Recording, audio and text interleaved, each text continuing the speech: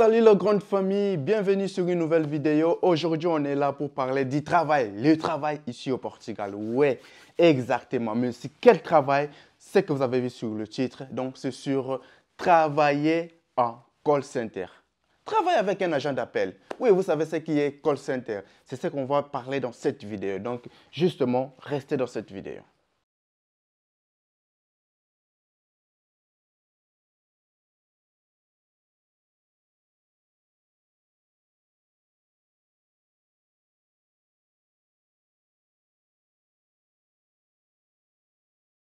Pour encore une fois, salut, bienvenue sur J28, votre canal qui vous montre tout sur le Portugal, qui vous enseigne tout sur le Portugal. Comment immigrer, comment se préparer, comment tout faire pour organiser bien son immigration sur le Portugal. Donc, premièrement, moi je suis Joël, vous me connaissez déjà, pardon. Comme je continue toujours à me présenter à chaque de mes vidéos pour tous les nouveaux qui se sont directement connectés sur cette vidéo. Donc voilà, comme je disais, aujourd'hui on va parler de ce qui est du travail ici au Portugal, mais justement un seul travail. Oui, un seul travail, pourquoi? Parce que c'était l'une des questions qui était posée sur la publication que j'avais faite sur Instagram. Là, j'avais parlé. C'est lui qui a une question, qui veut qu'on parle sur un sujet cette semaine et je vais le faire. Voilà. Et cette question ici a été mieux posée, a été beaucoup posée, je peux dire. Donc voilà, aujourd'hui, je vais ici éclaircir quelques soucis par rapport à cette question. Alors, vous êtes nouveau, c'est la première fois. Première chose, vous le savez, c'est de vous abonner et de partager la vidéo, de laisser aussi votre like parce qu'on va connaître quelque chose de très important. Qu'est-ce qu'on va parler dans cette vidéo? On va parler de le salaire, le temps de travail, les horaires de travail, où vous pouvez travailler. Mais précisément, c'est sur le call center. Alors, qu'est-ce qui est call center? Pour tous ceux qui connaissent déjà call center, ça c'est bien. Mais pour tous ceux qui ne connaissent pas encore quel call center c'est un mot en anglais et qui veut dire tout simplement centre d'appel. Alors, centre d'appel, en détail, on peut dire que ça, c'est le service clientèle. Alors, vous savez, lorsque vous appelez un service pour vous renseigner, pour prendre les informations, c'est le service là que on appelle call center ou centre d'appel service clientèle. Ces genres d'entreprises sont nombreux. Donc, lorsque je parle sont nombreux. Pourquoi? Parce que ici, c'est l'Europe, vous le savez très bien. Ceux qui vivent au Maroc déjà connaissent déjà le rythme de ce travail. Et ceux qui vivent encore dans d'autres pays aussi les connaissent. Mais ici, au Portugal, c'est vraiment très recherché et c'est très capitaux ce travail. Le call center ici, c'est bien pour le faire. Le call center ici, ça aide vraiment beaucoup dans votre premier job, votre premier emploi. Et vu même lorsque vous ne parlez pas le portugais. Alors, je vais vous donner aussi une astuce ici. Lorsque vous allez venir au Portugal, parce que beaucoup de personnes me demandent, mais Joël, moi je ne parle pas le portugais. Quel est le premier emploi? Quel est l'emploi que je peux m'arranger? Oui. Le premier emploi que vous pouvez vous arranger, c'est celui-là qui va vous apparaître comme opportunité. Si vous êtes quelqu'un qui est instruit, c'est-à-dire quelqu'un qui a un peu de bagage, quelqu'un qui sait parler, quelqu'un qui sait convaincre des gens, des personnes, des clients, quelqu'un qui a un peu la facilité de communication. Donc, le service de call center ou service clientèle ici au Portugal est recommandé pour vous. Ceux qui ont déjà fait ce travail connaissent déjà de quoi est-ce que je parle. Parce que le call center, ça a à voir avec la façon de personne de s'exprimer et de rendre service à une autre personne qui est de l'autre côté. Donc voilà. Alors ici, il y a beaucoup d'entreprises. Je vais vous laisser aussi des sites où vous pouvez trouver ces emplois-là dans la description. Alors, n'oubliez pas, si vous terminez cette vidéo, allez sur la description, vous allez voir les entreprises qui embauchent vraiment sur ces services-là.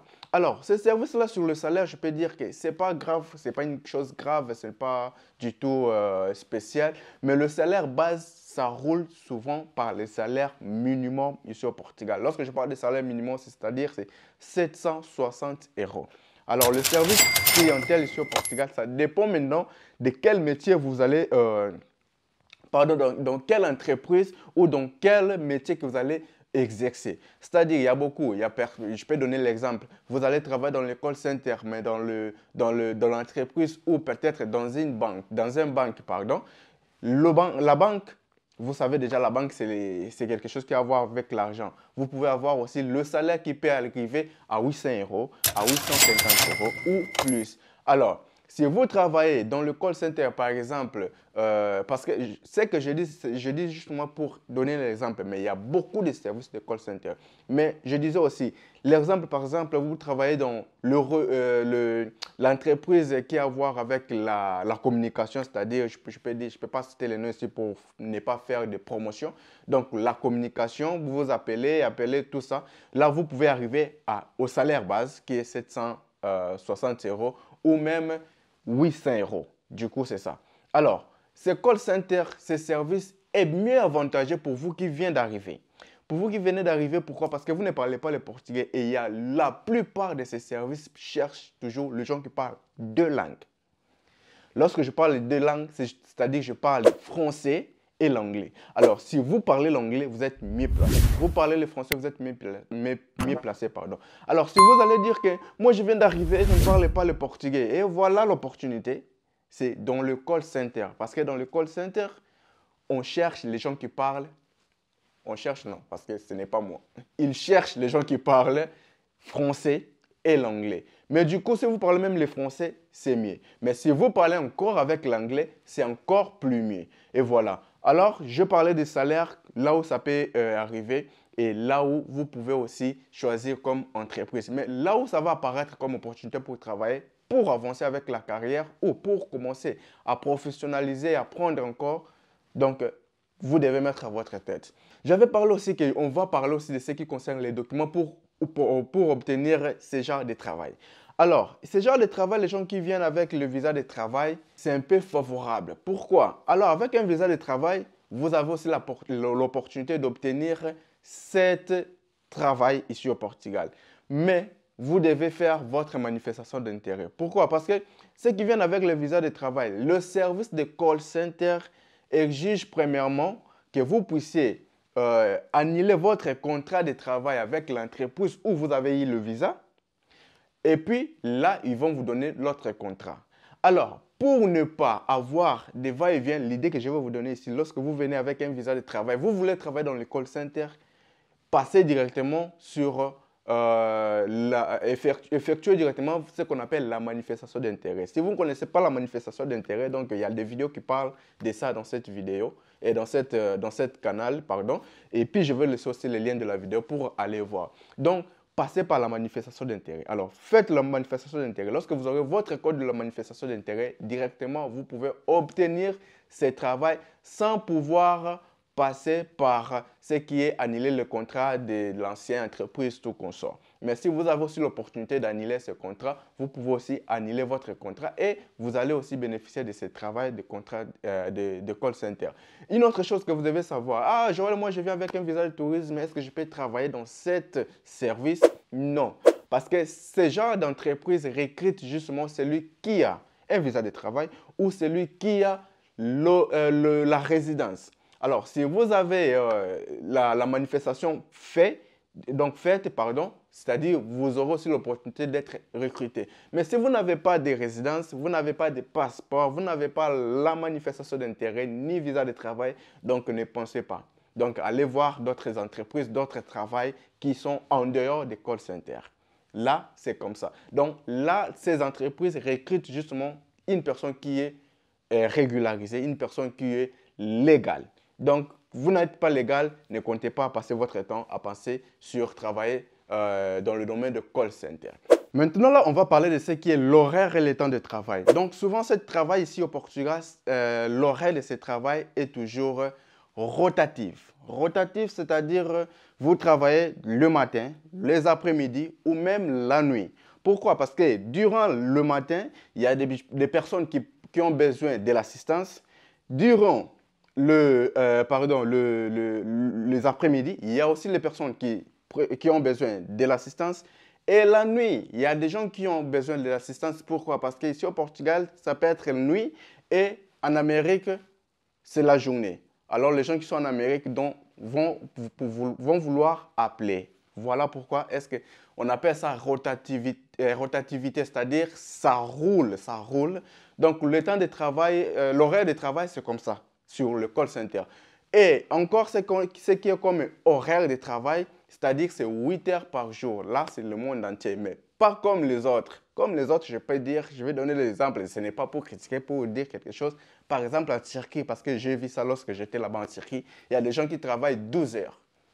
Juste un seul emploi, ils travaillent 12 heures et voire même plus que ça. Alors, si j'ai menti, dites-moi aux commentaires parce que moi, j'avais vécu ça lorsque j'étais parti à Istanbul. J'ai vu que les gens travaillaient beaucoup. Alors, ici, donc, c'est 8 heures par jour. Ou vous travaillez le matin, depuis le matin, pour faire le 8 heures, ou vous travaillez les après-midi pour faire le 8 heures, ou vous travaillez la nuit pour faire le 8 heures. Et n'oubliez pas que la nuit est mieux payée que la journée. Oui, la nuit se paye double et la journée, ça se paye normal. Là, c'est comme ça que ça fonctionne ici au Portugal. Même dans d'autres pays européens, ça fonctionne ici. Lorsque vous faites le jour de la nuit, le travail pendant la nuit, c'est payable double, c'est-à-dire 2 fois que pendant la journée.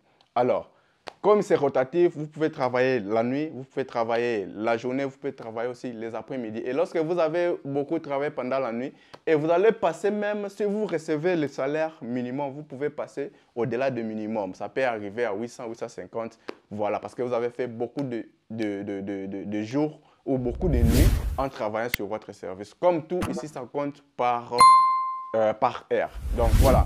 Alors, le service de call center, ce que je peux dire, c'est mieux recommandé pour celui qui a un peu de bagage, je venais de le parler, pour celui qui sait s'exprimer, pour celui qui parle bien français, qui parle bien anglais, pour celui qui parle encore beaucoup de langues que vous connaissez là, parce que le call center, c'est pour le service de tout le monde, pour être en service d'aider beaucoup de personnes nous répondre à des questions. Donc voilà, ça c'était la vidéo que je voulais vous expliquer sur le call center parce que c'est une vidéo, c'est l'une des questions qui a été beaucoup posée sur ce que j'avais fait comme question sur mon Instagram pour tous ceux qui ne me suivent pas sur Instagram. Donc, justement, allez voir.